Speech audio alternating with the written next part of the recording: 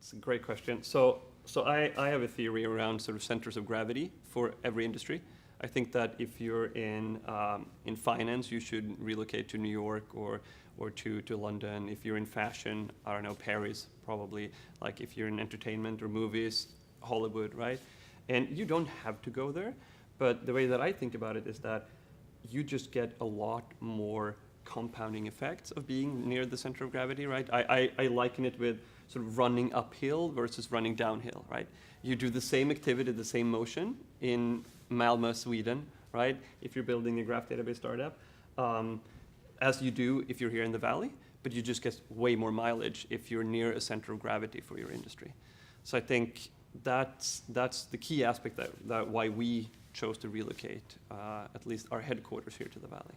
I think that comes down to your ultimate goal with the startup, right? So for us, we want to build a big independent company, and at the stage where we're 5,000 people, obviously all of us won't be in one single location, right? Obviously at that point we're going to be a global organization.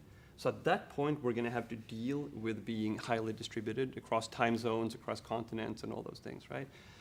So if that's going to happen eventually, we might as well bake that into our DNA in the early phase, right? So we became distributed across 9 time zones when we were 10 or 11 people, right? Which is super painful, right? We're about 120 people now, I think, and we have the growing pains of a 250-person organization because we're so highly distributed.